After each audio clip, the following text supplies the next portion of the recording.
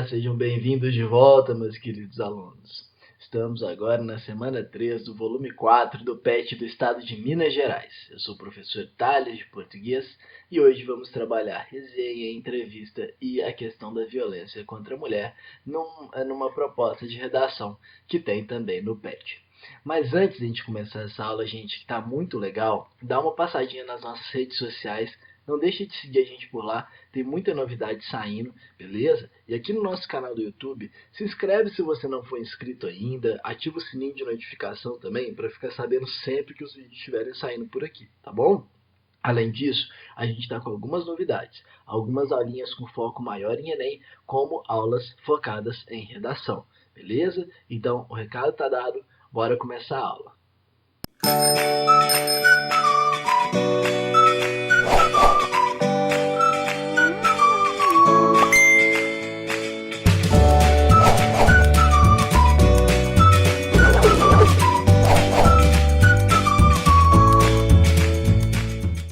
Bom, gente, primeiro a gente vai ter uma resenha, né, sobre o documentário Malala, uma garota nada comum, né? Eles colocam esse nada entre parênteses, que é bem interessante. A Malala, na verdade, ela é uma garota comum, ela é uma mulher comum.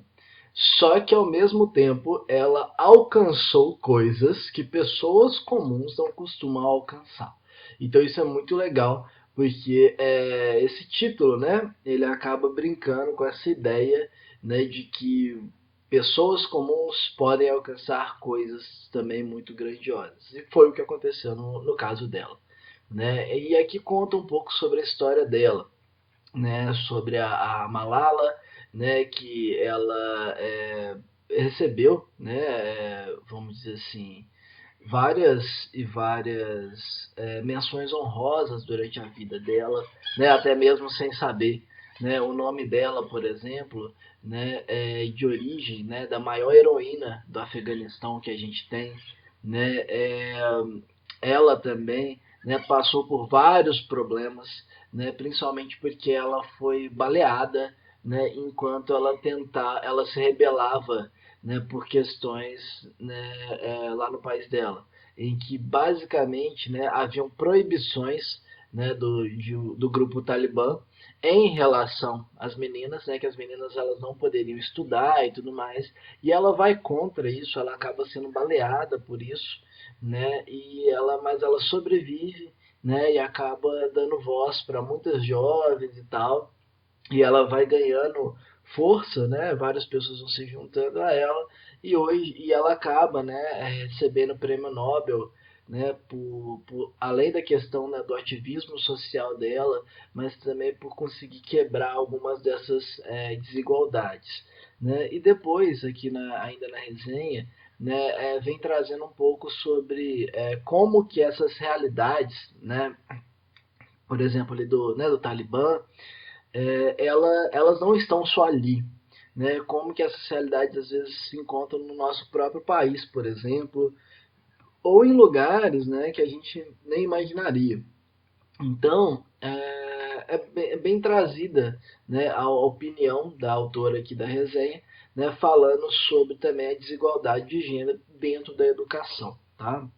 Então a resenha ela é um gênero que você costumeiramente vai fazer uma sinopse ou um resumo, né, de um produto cultural, né, e a partir dessa sinopse, a partir desse resumo, você vai emitir uma opinião sua. Essa opinião costuma ser, né, ligada ao produto mesmo, né? Mas no caso aqui, né, ela vai um pouco além, né? Ela quebra um pouco esse protocolo e ela usa essa opinião para falar sobre coisas do mundo mesmo e coisas que ela desejaria que tivesse no mundo e tudo mais, né? Então é uma resenha, né? É padrão, né? Não tem nada além do comum, né? E lembrando, a resenha ela não é o mesmo que o resumo, né? A resenha ela é o resumo mais a amostra da opinião, porque no resumo, né, você não pode emitir, né, a sua opinião, tá bom? Bom, gente, aí aqui a gente tem as atividades, né? 1, 2 e 3. Primeiro, qual é a finalidade dessa resenha que foi apresentada?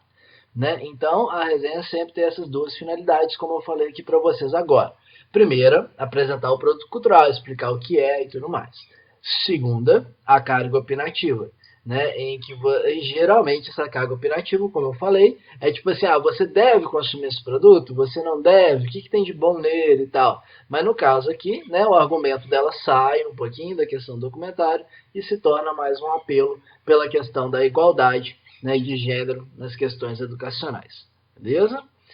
E quem foi, né, ou quem é, na verdade, Malala Yousafzai? Né? Não sei se é desse jeito que fala, espero que seja. Se não for, desculpa, Malala. Ela, né, foi conhecida principalmente pela defesa dos direitos humanos das mulheres e do acesso à educação na região, né, natal dela, tá bom? E que fica lá no nordeste do Paquistão, onde os talibãs, né, eles impedem os jovens de frequentar a escola e tal, e desde então, né, o ativismo dela ali, né, se tornou esse movimento internacional. Tá bom? E por que ela ganha esse prêmio Nobel da Paz, né? Então ela ganhou esse prêmio, né, no dia 10 de outubro de 2014, beleza? O prêmio, né, foi anunciado, né, porque por esse motivo que está entre aspas, né, pela sua luta contra a supressão das crianças e jovens pelo direito de todos à educação. E ela ganhou junto, né, com o ativista indiano Kailash Satyarthi, né, de 60 anos.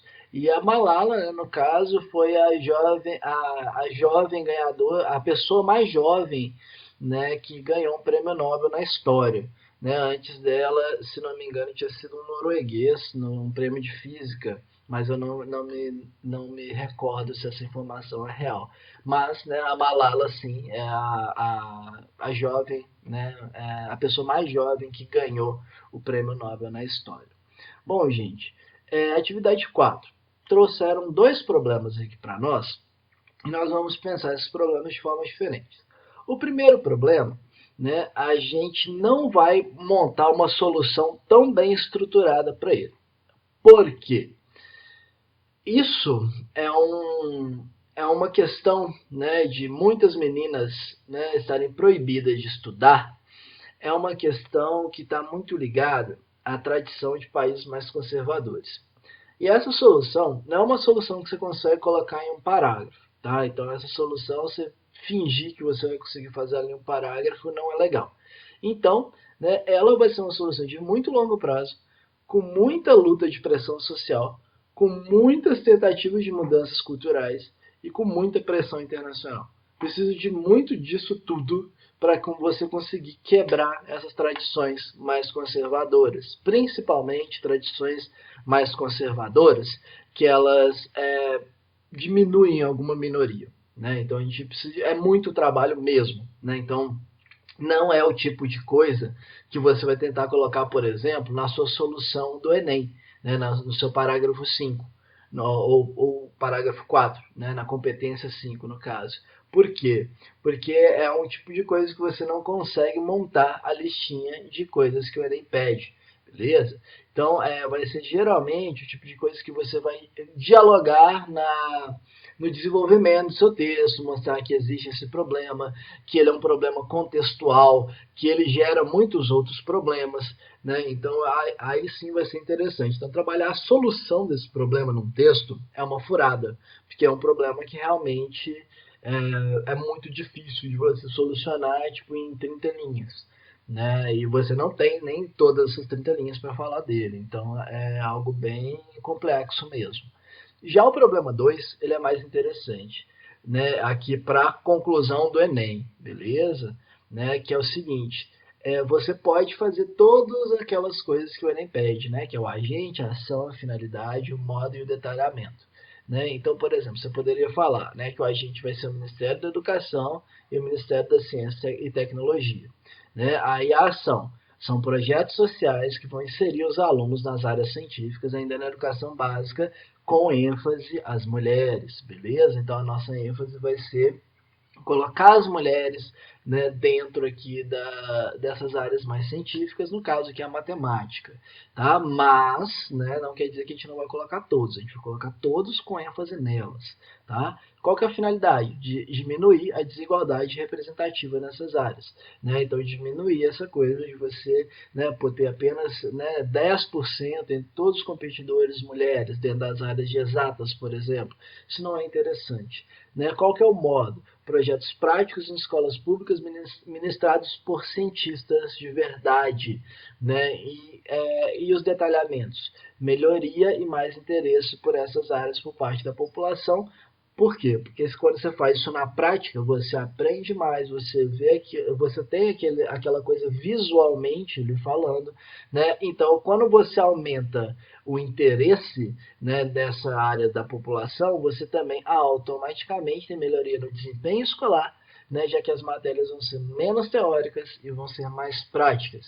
E um bônus de coisa aqui que você pode falar também é que o brasileiro vai ser, por exemplo, provavelmente menos ignorante em relação à ciência. A gente tem vivenciado, né, um surto de ignorância coletiva no Brasil em relação à ciência, por exemplo, nos casos da Covid. Né? Dá para ver que o brasileiro médio ele não tem noção nenhuma de como é feita a ciência.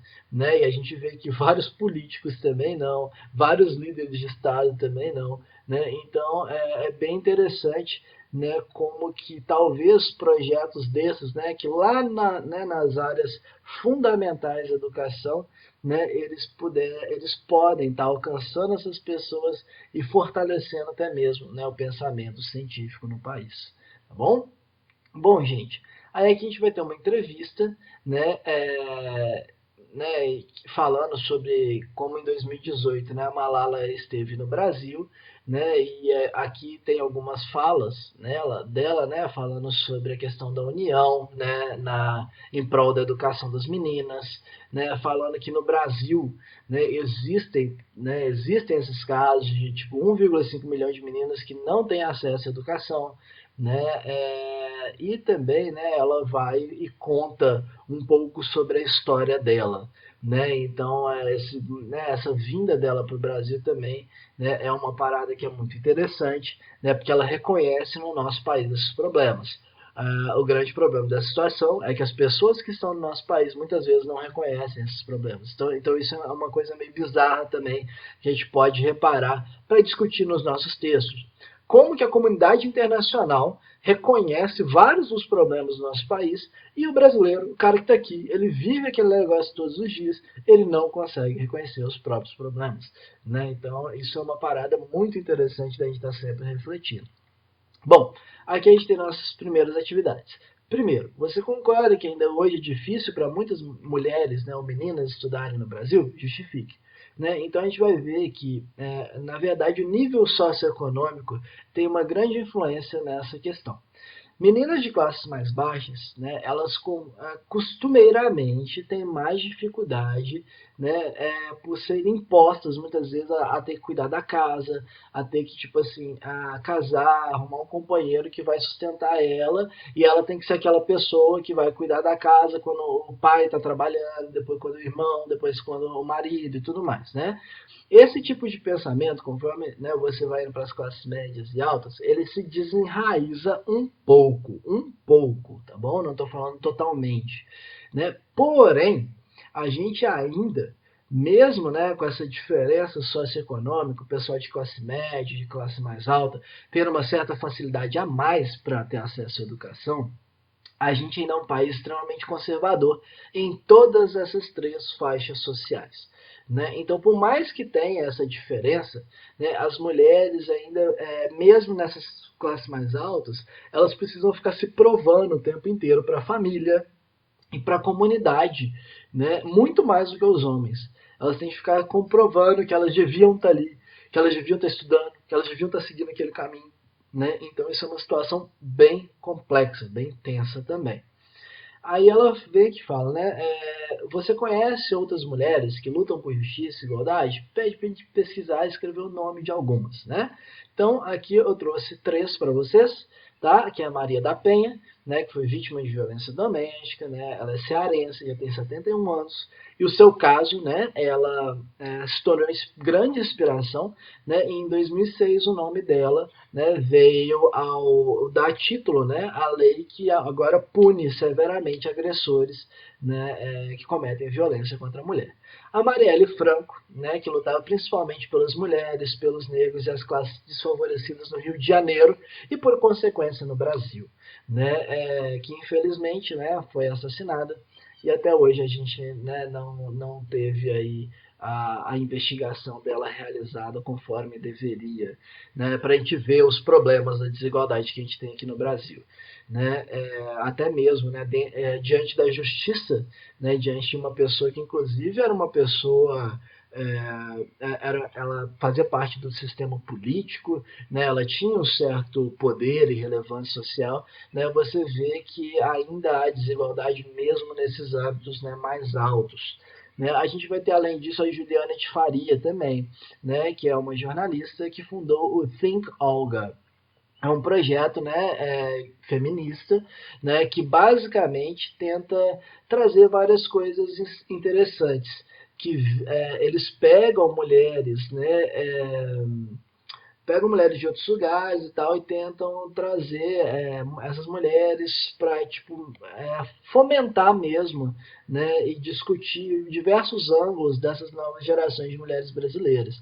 Ela foi considerada uma das 8 mulheres mais inspiradoras pela Clinton Foundation, né, lá dos Estados Unidos, e ela também fez algumas campanhas interessantes, né, como o Chega de Fio-Fio e o hashtag Primeiro Assédio também, né, que são campanhas exatamente, né, para que as mulheres possam ter a sua liberdade de se expressar e andar por aí, né, da forma como elas querem e tudo mais. E infelizmente esse direito não é assegurado, né, pelo Estado brasileiro. Nosso Estado ainda é muito fraco em relação a isso, principalmente porque as pessoas responsáveis pelas minorias costumam ser pessoas que não olham para os direitos dela no nosso país, né? Bom, gente, e aqui a gente tem a atividade 3, que é uma redação, né, que é pedido aqui para a gente falar um pouco sobre a violência contra a mulher como uma luta de todos, mulheres e homens. Então, gente, aqui eu vou fazer de uma forma mais simples. Eu vou sugerir 3 tópicos de discussão que eu acho que isso não pode faltar nessa redação, nesse momento, tá? E eu também vou falar um pouco sobre repertório sociocultural para vocês usarem aqui. Então, ó, primeiro raciocínio. A violência contra a mulher como uma questão global, como um problema de saúde pública que atinge todas as classes sociais e todos os diferentes níveis de formação cultural, educacional, religiosa, profissional, entre outros. Então, você perceber que, independente da classe social, independente da sua cultura, do seu nível de escolaridade, da religião que você está falando, da questão profissional, esses problemas de violência contra a mulher acontecem em todos esses ambientes. Então, isso seria importantíssimo de discutir. Segunda coisa, gente, que nunca pode faltar num texto desse é sobre a Lei Maria da Penha. Tá? Então, a Lei Maria da Penha, gente, ela foi um divisor de águas no Brasil sobre isso. Antes, já era muito ruim, era muito, muito ruim. A Lei Maria da Penha fez com que essas coisas melhorassem um pouco, mas assim, esse pouco já foi muito significante, tá? É significativo. Então, realmente, é uma parada bem importante, né? Principalmente quando você percebe que existem vários tipos de violência. Né? Não é só violência física e sexual, por exemplo, como a gente costuma discutir mais. A violência patrimonial, por exemplo, ela é bem interessante de ser debatida, e a psicológica também. A patrimonial é quando o homem ele começa a tomar para si o patrimônio da mulher, né, e começa a falar que o patrimônio dela é direito dele. Né, e ele começa a fazer usufruto daquilo, né, e começa a tomar aquilo como se fosse dele mesmo. Então a gente vê vários casos disso acontecendo, né, da esposa emprestar dinheiro para um cara aleatório, né, tipo assim, os caras eles estão namorando ali por algum tempo e tal, a mulher vai lá e presta um dinheiro para ele, o cara pega o dinheiro e some. Né? Ou então ele passa os bens da mulher por nome dele, separa da mulher e fala que é dele, né? Várias coisas assim acontecem mesmo, né? E juntamente com essa violência patrimonial, geralmente vem ameaças físicas, né? Violência psicológica também. E, né, por fim, eu acho que um dado que é bem interessante e triste, na verdade, de a gente ver, é que a crise do coronavírus, ela aumentou o número de mulheres sofrendo violência doméstica, né? O número cresceu em aproximadamente 40%, né, se comparar o abril de 2020 com o abril de 2019. Tá? Então isso é muito triste, o número de denúncias, né? Então imagina, né, os casos que não foram denunciados. Né? Por quê? Porque fica mais em casa, né, os problemas aparecem mais e a gente ainda tem uma educação muito porca em relação a isso, principalmente do homem saber os seus limites dentro de casa. Né? Parece, né, que às vezes a pessoa esquece que ali você tem um outro ser humano, né, e todas essas coisas, né, vão acontecendo. É uma parada bem triste, mas, né, e que no Brasil fica muito difícil de combater também, novamente, como eu falei para vocês, porque as nossas autoridades, elas estão preocupadas, né, com outras questões, teoricamente econômicas, mas no geral de interesse próprio. E o nosso repertório cultural, que seria bem interessante aqui, né? Eu coloquei 3 livros que são bem fortes e bem legais de serem trabalhados, tá? O Eu Sou Malala, né, da própria Malala, mais a Cristina Lembra, que fala sobre a história dela. O Segundo Sexo, da Simone de Beauvoir, que vai falar bastante sobre essa coisa do como a mulher pode se desprender dessa prisão social, né, que ela vive. E esse livro, muito legal, da Ana Queiroz, que chama Presos que Menstruam, que fala exatamente da situação do sistema prisional feminino, né, em vários lugares, principalmente, né, como que há muita violência, né, dentro desses lugares, física, sexual e psicológica. Beleza? Então, galera, e tanto Presos que Menstruam quanto Eu Sou Malala, vocês encontram também vídeos e encontram, tipo assim, filmes, né, que vão falar bastante sobre esse caso, inclusive, né, com os próprios títulos que tem aí, tá bom? Então essa aqui fica a sugestão de debates aqui que vocês podem fazer nessa redação, beleza? Espero que vocês tenham curtido a aula. Se gostou, deixa aquele joinha, deixa um comentário bacana aqui para nós também, gente. E espero que vocês tenham uma ótima semana de estudos. A gente se vê no próximo vídeo.